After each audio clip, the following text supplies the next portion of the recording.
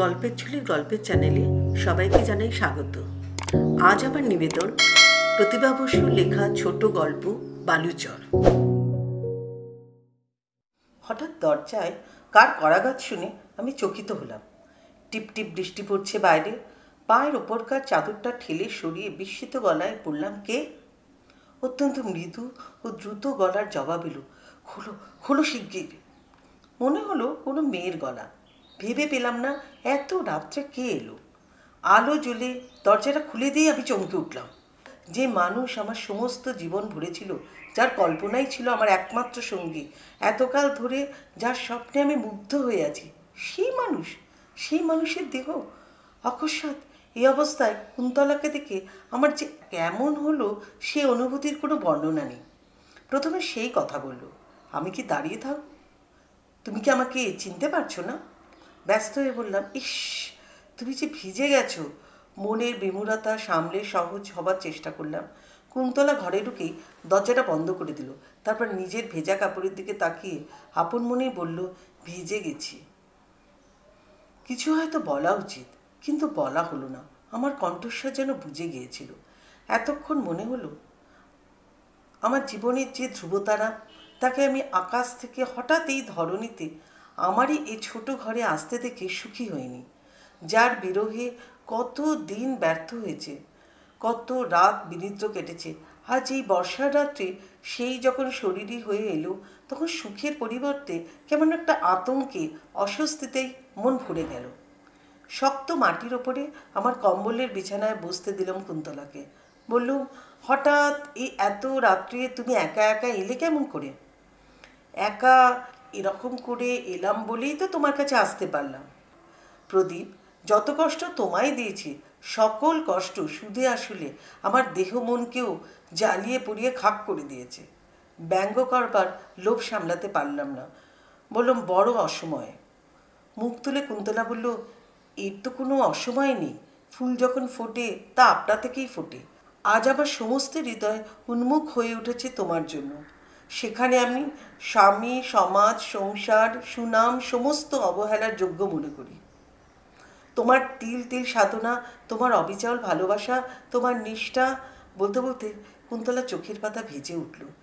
হাতের পিঠে মুছে নিয়ে ঈশ্বর জোরে বলল, অদ্ভুত অদ্ভুত তোমার ভালোবাসার শক্তি। আমি পারলাম না টিকতে। গৌরবে ভরে গেলাম। মনে হলো এই তো তুচ্ছ জীবন, তুচ্ছ মানুষ, তাকে তুমি অমর তুললে তোমার ভালোবাসায়, তোমার কাব্যে, তোমার গানে। প্রদীপ, তোমার আলোয় আজ আমি আলোকিত। দেশের লোক আজ আমায় দেখতে উৎসুক। এই যে তোমার গৌরিক বসন, তোমার কৌমার্য, এই শক্ত কম্বলের বিছানা, সব তো আমার জন্য। আমি দাঁড়িয়েছিলাম। সহসা কুন্তলা আমার পায়ের ওপর মুখ রেখে অস্ফুট কেঁদে উঠল। আমার পায়ের তলার মাটি কেঁপে উঠল কুন্তলার এই ব্যাকুল স্পর্শে। আমার হৃৎপিণ্ড সজোরে নড়তে লাগল। মনে পড়ল কুন্তলার স্বামীর নিঃসঙ্গ বিছানা। বিব্রত হয়ে ওকে হাতে ধরে তুলে বললাম, কুন্তলা, সময় বড় নিষ্ঠুর, দাঁড়ায় না কারোর জন্য। কিছুর জন্যই তার প্রতীক্ষা নেই। সেই সময় তোমার জন্য এই বিশ্ব সংসার আমার কাছে মৃত্যুর অতলে তলিয়ে গিয়েছিল। সেই সময় এই দীর্ঘ 8 বছর ধরে দাঁড়িয়ে নেই। কুন্তলা, তুমি শান্ত হও, ফিরে যাও। আমার ঠান্ডা কণ্ঠস্বরে সে চমকে চোখ তুলল। সেই চোখ, যে চোখে আমার প্রথম স্বপ্ন, যে চোখে আমার প্রথম প্রকাশ। কিন্তু সেই চোখের দিকে তাকিয়ে আমি একটু আলোড়িত হলাম না। নিঃসংকোচে চোখে চোখ রেখে বললাম, এক্ষুনি তোমার ফিরে যাওয়া উচিত। হঠাৎ যদি তোমার স্বামী ঘুম ভেঙে তোমাকে দেখতে না পান। বলতে বলতে আমার মনে হলো কুন্তলা জানিয়ে শুনিয়ে গৃহত্যাগ করেনি তো। কুন্তলা ব্যাকুল হয়ে বলল, কি বলছো তুমি? আমার জন্য সমস্ত জীবন ক্ষয় করে ফেলেছ, আর আমি পারি না কিছু? প্রদীপ, সত্যি সত্যি বলছি, আমি চিরদিনের জন্যই ঘর ছেড়ে এসেছি এই ঘরে, তোমার কাছে। চিরকাল ধরে আমি থাকবো তোমার হয়ে। কুন্তলা কি পাগল? কুন্তলা এসব কী বলছে? এই গভীর রাত্রে এই মেয়ে এতখানি পথ বেয়ে এলোই বা কী করে? গলা যথাসম্ভব কোমল করে বললাম, হয়তো সাময়িক একটা অভিমান হয়েছে তোমার, তুমি ফিরে যাও। তোমার কি কলমকে ভয় নেই? মিছিমিছি প্রদীপ! কুন্তলার ডাকে চমকে উঠল। আমার মুখোমুখি দাঁড়িয়ে স্পষ্ট গলায় বলল, তুমি কি বিশ্বাস করছো না আমার কথা? কি করলে বিশ্বাস হবে যে তুমি যা চাও তাই আজ সম্ভব হয়েছে? আজ আমি স্পষ্ট বুঝতে পেরেছি যে তোমার চাইতে বড় আমার কেউ নেই, তোমাকে অদেয় কিছু নেই আমার। তোমার বইয়ের নায়ক আলোক যেখানে শকুন্তলার উদ্দেশ্যে বলছে সত্যিকার প্রেমের কাছে সমাজ নেই, স্বামী নেই, পুত্র নেই, সেখানটা পড়তে পড়তে আমার মন কোথায় চলে যায় আমি বুঝেছি আমার ভুল। প্রদীপ, আমি অনুতপ্ত। অনুতপ্ত? আমার জিভ জড়িয়ে এলো। বললাম, এই অন্ধকার রাত্রে তুমি একা যেতে পারবে না, চলো আমি রেখে আসি তোমাকে। আলনা থেকে জামাটা টেনে গায়ে দিল। কুন্তলা অচেতনের মতো আমাকে অনুসরণ করলো। পথে যেতে যেতে বললুম, আমার কপালের লেখাই ছিল এই, যখন আমি উন্মাদ হয়েছিলাম তখন তুমি ফিরিয়ে দিয়েছিলে, আর যখন তুমি এলে তখন তাকিয়ে দেখলাম যে আমার নদী গেছে শুকিয়ে। অদৃশ্য দেবতাকে মানতেই হলো। নিয়তি খণ্ডাবে কে? কুন্তলা জবাব দিল না, নিঃশব্দে আমার সঙ্গে হেঁটে চলল। এক পাড়াতেই থাকি। 5 মিনিটের পথ সহজেই কেটে গেল। বাড়ির দরজায় এসে কুন্তলা হঠাৎ ফিরে দাঁড়িয়ে মুখ তুলে জলভরা চোখে বললে, একটা ভুল তোমার ভাঙা উচিত। অত্যন্ত ভীরু ছিলাম, তাই বুক ফেটে গিয়েছিল, তবু মুখ ফুটে বিদ্রোহ করতে পারিনি। কিন্তু আমার ভালোবাসায় ছিল সমুদ্রের গভীরতা। সে সমুদ্রে আজও জোয়ার আছে, আর তোমারটাই ছিল পচা ডোবার সীমাবদ্ধ জল, ব্যাঙাচির আস্ফালন, তাই এক পক্ষ কাটতেই গেল শুকিয়ে। আর সেজন্যই তুমি লোক দেখাও। তুমি আমার বিরহে কাব্য রচনা করো, খাও একবেলা, শয্যাতে তোমার বালিশ নেই, আর সবচেয়ে হাস্যকর তোমার গেরুয়া বসন। লোকে তোমাকে ধন্য ধন্য করে আদর্শ প্রেমিক বলে, আর আমাকে বলে হতভাগী। থাকো তুমি তোমার ভালোবাসার ভান নিয়ে, প্রেমিক সেজে, মানুষের চোখে দেবতা, আর দেবতার চোখে হও প্রবঞ্চক। কিন্তু তবু তবু আমাকে দাও, দাও তোমার শেষ চিহ্ন। কুন্তলা ব্যাকুলভাবে আমার মুখের কাছে ওর মুখ নিয়ে এলো। আমি আবিষ্টের মতো সেই ঠোঁটে চুম্বন করতে উদ্যত হলাম। তক্ষুনি কুন্তলা মুখ সরিয়ে নিয়ে বললে, থাক, তোমার মতো কাপুরুষের চুম্বন গ্রহণ করে নিজেকে আর হীন করব না। তুমি আমার সর্বনাশ করে পথে বসিয়ে এখন পরিত্যাগ করলে। আমি ভীত চকিত চোখে কেবলই চারিদিকে তাকাচ্ছিলাম। আকাশে মেঘের ভার, বৃষ্টি থেমেছিল, কিন্তু বিদ্যুৎ চমকাচ্ছিল তখনও। নিতান্ত নির্জন রাস্তা। চাপা গলায় বললুম, কুন্তলা, এই রাস্তায় দাঁড়িয়ে কথা বলা ঠিক নয়, কিন্তু পরিত্যাগের কথাটা কেন বললে সেটা শুনে যেতে চাই। আমি তো তোমাকে স্বামীর সঙ্গে বিশ্বাসঘাতকতা করতে বলিনি, তুমি তো নিজে থেকেই গিয়েছিলে আমার কাছে। তুমি বলনি? ঈশ্বর ক্ষমা করো এই মিথ্যাবাদীকে, তুমি তো আমাকে ঘরে টিকতে দিলে না। তুমি তো আমার স্বামীর চিত্তে আগুন ধরিয়ে দিলে। তুমি তো ভালোবাসার নামে সকল কলঙ্কে আমাকে কলঙ্কিত করলে সকলের কাছে।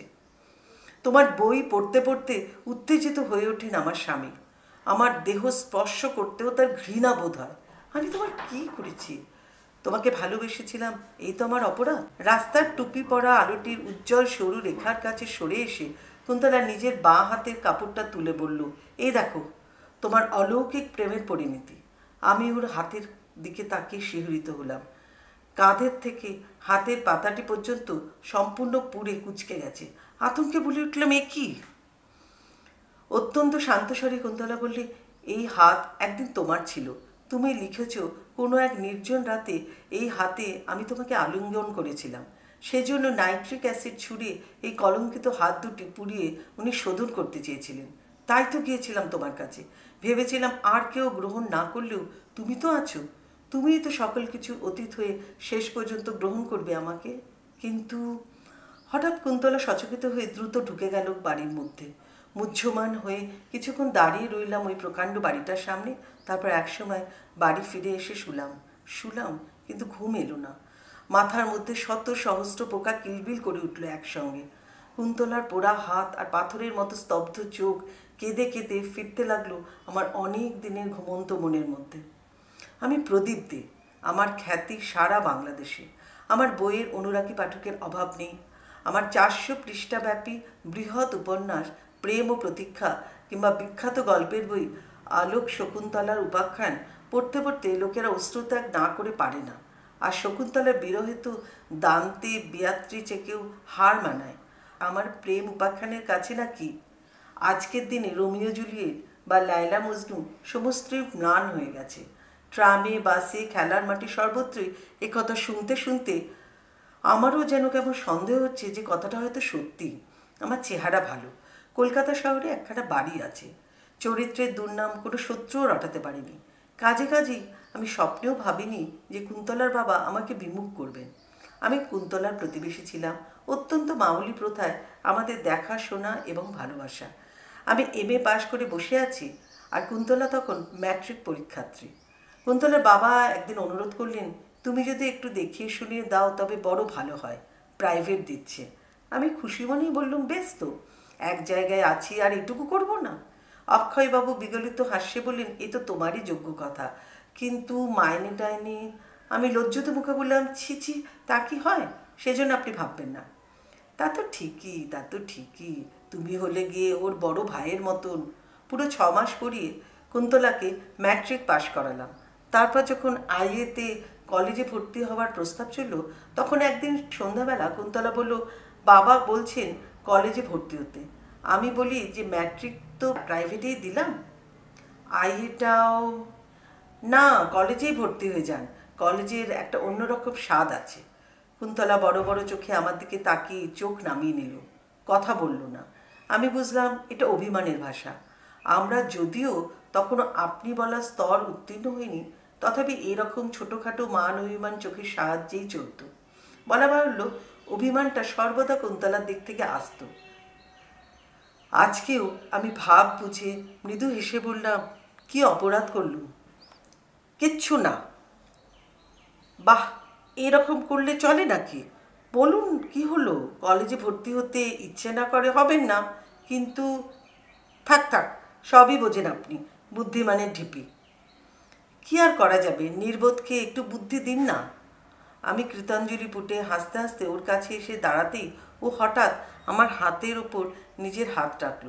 আমি চকিত হলাম, কিন্তু তক্ষুনি বললাম, আমি বুদ্ধি চেয়েছিলাম, কিন্তু আপনি নিজেকেই দান করলেন, মনে থাকে যেন। কুন্তলা অত্যন্ত লজ্জিত হয়ে হাত টেনে নিতে গেল, আমি ছাড়লুম না। কাটল খানিকক্ষণ। দুজনেরই হৃদস্পন্দন অত্যন্ত দ্রুতবেগে চলছিল, সন্দেহ নেই।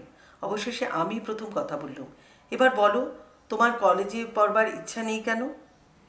আমার মুখে তুমি সম্বোধনে ও বিহ্বল হলো। একটু পরে বলল, আমি যদি প্রাইভেট পড়ি, মাস্টার আপনিই থাকবেন, একা একা তো আর পড়া যাবে না, কিন্তু কলেজে গেলে আর তা হবে নাকি? এবার আমার বোধগম্য হলো, ওর বুদ্ধিকে সত্যি তারিফ করতে হয়। অকৃত্রিম আনন্দে ও উত্তেজনায় কেবলই ওর নরম হাত দুটিকে স্পৃষ্ট করতে লাগলাম। কোনো মেয়ের হাতের স্পর্শ জীবনে আমারই প্রথম, এবং আজ এই 32 বছর বয়সী অকুণ্ঠে একথা বলতে পারি যে জীবনে তার চেয়ে বড় আনন্দ আমি আর পাইনি। সে যে কি ভালো লাগা আমি কেমন করে বোঝাবো। আর ওর হাত ছিল অতিশয় কোমল, ওই উজ্জ্বল শ্যামল অপরূপ দুটি পদ্মের মতন হাত মুহূর্তে আমার জীবনকে বিকশিত করে দিল। সূর্যের স্পর্শে যেমন ফুল ফোটে, নারীর স্পর্শে তেমনি পুরুষ ফুটে উঠল। অতি পবিত্র, অতি সুন্দর, অতি মধুর এই প্রথম হাতের স্পর্শ। IA পড়বার বই জোগাড় থেকে শুরু করে পড়ানো পর্যন্ত সব কিছুর ভার পড়ল আমার উপর।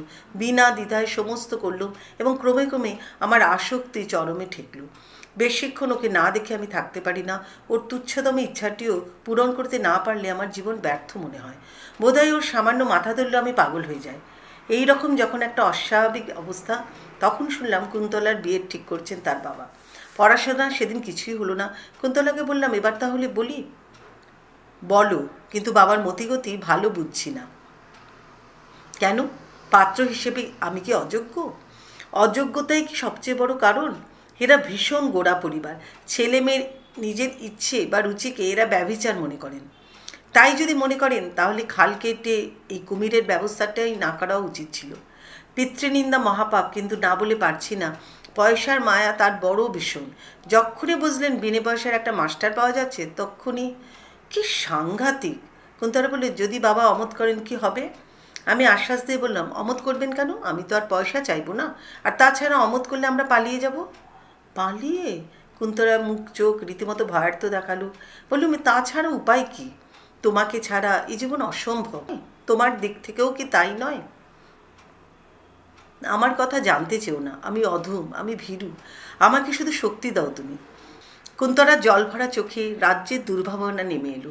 বুঝলাম এই মেয়ে যে সমাজে যে সংস্কারে মানুষ, তাকে জোর করে বাইরে আনা সহজ নয়। একটু অভিমানের সুরে বললাম, যদি বিয়েতে গণ্ডগোলই হয় তাহলে কি তুমি ওদের মুখ চেয়ে চুপ করে থাকবে? মেয়েদের এছাড়া অন্য কি উপায় আছে বলো? এ কথা বলছো তুমি? জোর করবে না? বেরিয়ে আসবে না আমার সঙ্গে? পারবে না? হঠাৎ ঘরে বজ্রপতন হলো। অত্যন্ত উত্তেজিত ছিলাম, বুঝতে পারিনি কুন্তলার বাবা সান্ধ্য ভ্রমণ সেরে কখন এসে ঢুকেছেন। হাতে লাঠিটা ঠিক করে কোণে রেখে বললেন, তারপরে? পড়াশোনাটা তাহলে ভালোই চলছে দেখছি, গেট আউট। আমি আতকে উঠে দাঁড়ালাম। পর মুহূর্তেই নিজেকে সামলে নিয়ে দৃঢ় স্বরে বললাম, অক্ষয়বাবু, আমি আপনার কন্যাকে বিবাহ করতে চাই। বেরো বেরো আমার বাড়ি থেকে, বদমাস! মেয়ে বার কারবার জন্যই ভদ্রলোকের বাড়িতে ঢুকেছ। কন্যার দিকে কটমটিয়ে তাকিয়ে বললেন, হারামজাদি, এই জন্যে বিয়ের নামে কেঁদে ভাসানো হচ্ছে। কেমন করে তোকে সাহেস্তা করতে হয় দেখাচ্ছি। ভদ্রলোকের ঘরে আমি দাঁড়ালাম না, ছুটে বাইরে বেরিয়ে এলাম। আমার মাথায় যেন আগুন জ্বলতে লাগলো। উদ্ভ্রান্তের মতো ছুটোছুটি করতে লাগলাম রাস্তায়। এরপরে আমার দিন খাঁচায় পড়া ইঁদুরের মতো ছটফটিয়ে কাটতে লাগলো। ওই রকম একটা বিশ্রী ব্যাপারের পরে আর যেতেও পারি না, কিন্তু এরকম ভীরুর মতো পরাজিত হই বা লাভ কি? মনকে শক্ত করবার চেষ্টা করলুম, যেমন করেই হোক কুন্তলাকে যে আমার চাই। দ্বিধায় দ্বন্দ্বে ভয়ে নির্ভয়ে প্রায় 15 দিন কাটাবার পরে একদিন সন্ধ্যাবেলা আমি গিয়ে সভয়ে কড়া নাড়লাম ও বাড়ি। একটু পরেই দরজার ওদিক থেকে কুন্তলার গলা এলো, কে? খোলো, আমি প্রদীপ। খুট করে দরজাটা খুলে গেল। আমি ভেতরে ঢুকে বললাম, তোমার বাবা বাড়ি নেই? কেউ নেই, একা আমিই আছি। আমি দরজা এবার ছিটকিনি লাগিয়ে স্বস্তির নিঃশ্বাস ছেড়ে বললাম, ভাগ্য যেমন বঞ্চনা করি তেমন কিছু কিছু দেয়ও। আমার ছিটকিনি লাগানো দেখে কুন্তলা বোধহয় ভয় পেল। বলল, ওটা লাগাচ্ছ কেন? তুমি তো জানো বাবা কি ভীষণ বদরাগী মানুষ, যদি হঠাৎ এসে পড়েন। বাবার ভয়টা বা ছাড়ো কুন্তলা। আবেগে অভিমানে আমার গলা ধরে এলো। ওর হাত ধরে বললাম, ভয় ছাড়ো, সব ছাড়ো। আমার ভালোবাসায় সব আমি ভরে দেবো তোমাকে। তুমি কি আমাকে বিশ্বাস করো না? কুন্তলা আমার হাত দিয়ে নিজের মুখখানা ঢেকে ফেলল, আর ওর চোখ থেকে আমার আঙুলের ফাঁক দিয়ে গরম শিশের মতন জল গড়িয়ে পড়তে লাগলো নিঃশব্দে। অনেকক্ষণ পরে একটু শান্ত হয়ে বলল, তুমি বাড়ি যাও। না, আমি যাব না। এখানে থেকে অপমানিত হয়ে তোমার লাভ কি? তোমার জন্য যে কোনো অপমান সব আমি সইতে পারি। আমি পারি না, তুমি যাও, ওদের আসবার সময় হয়ে এলো। আমি দুহাত বাড়িয়ে ব্যাকুল আগ্রহে ওকে কাছে টেনে এনে বললাম, তুমি তাহলে বলো, তুমি আমার? তাতে কি কোনো সন্দেহ আছে? যথেষ্ট কুন্তি, যথেষ্ট। তুমি ভীরু, তুমি অত্যন্ত দুর্বল, তুমি সমাজের অন্ধ সংস্কারে আবদ্ধ জীব। বলো, তুমি কি পারবে না সমস্ত অবহেলা করে আমার হাত ধরে বাইরে চলে আসতে? বলো বলো। অধীর হয়ে আমি ওর হাত ধরে নাড়া দিতে লাগলাম। কুন্তলা চুপ করে রইল। আমার চোখ লাল হয়ে উঠল, মাথার চুলে পাগলের মতন আঙুল চালাতে লাগলাম, আর কুন্তলা নিঃশব্দে তাকিয়ে রইল আমার উদ্ভ্রান্ত মুখের দিকে। তবে যাও। ধাক্কা দিয়ে আমি দরজা খুলতে উদ্যত হলাম। এবার কুন্তলা ভেঙে পড়ল কান্নায়। বলল, আমার কি দোষ? আমি মেয়ে, আমার স্বাধীনতা কোথায়? তুমি কি কিছুই বুঝবে না? নিষ্ঠুরের মতো বললাম, প্রেম করবার বেলায় যদি অনুমতি না লাগে, তবে বিয়ের বেলায় এই ভালো মানুষই কেন? আমারই ভুল। আমার বোঝা উচিত ছিল ফ্লার্ট করাতে মেয়েদের জন্মগত অধিকার। লাফ দিয়ে বেরিয়ে এলাম বাইরে। পেছনে কুন্তলার একটা মৃদু আর্তনাদের সঙ্গে সঙ্গে দরজাটি আবার বন্ধ হয়ে গেল। অস্বাভাবিক কিছু নয়। মেয়েদের পায়ে পায়ে শৃঙ্খলা, শিরায় শিরায় দাসত্ব, তারা পারে না নীড় ছাড়তে, পারে না মুখ ফুটে নিজেদের পাওনা মেটাতে। 2 মাসের মধ্যেই কুন্তলা চেলি পড়ে হাতে হাত রেখে নিঃশব্দে বিয়ে করে উঠল। আরেকবারের জন্য জ্বলে উঠেছিলাম আমি। পাগল হয়ে ছুটে গেলাম বাইরে। ভেঙে দেবো, সব ভেঙে দেবো, খুন করে ফেলবো কুন্তলাকে, টুকরো টুকরো করে জলে ভাসিয়ে দেবো। আমি যদি না পাই, কেউ পাবে না ওকে। কিন্তু তক্ষুনি ফিরে এলাম ঘরে। দরজা বন্ধ করে ব্যাকুল হয়ে কানকে আড়াল করতে চেষ্টা করলাম ওই সানাইয়ের শব্দ থেকে। কুন্তলা কি জানে কত দিন গেল অনাহারে আর কত রাত্রি অনিদ্রায়? চোখের সামনে দিয়ে লাল বেনারসি পরে সীমান্তে উজ্জ্বল সিঁদুর রেখা অঙ্কিত করে ও ট্যাক্সিতে চলে গেল স্বামীর সঙ্গে। এই জানলায় দাঁড়িয়ে আমি দেখলুম আস্তে আস্তে আমার চোখে ঝাপসা হয়ে এলো পৃথিবী। মেয়ের বিয়ে দিয়ে কুন্তলার বাবা আপন কৃতিত্বে আপনি মুগ্ধ হলেন, তারপর একদিন বাড়ি ছেড়ে কোথায় চলে গেলেন। আমার চোখ থেকে মুছে গেল কুন্তলা, কিন্তু আমার হৃদয় কি এক দুঃসহ অভিমানে নিজেকে নিপীড়ন করতে লাগলাম দিনের পর দিন। ছুঁড়ে ফেললুম নিজের শৌখিন বেশবিন্যাস, দাউ দাউ করে জ্বালিয়ে দিলাম পালঙ্কের আরাম সজ্জা।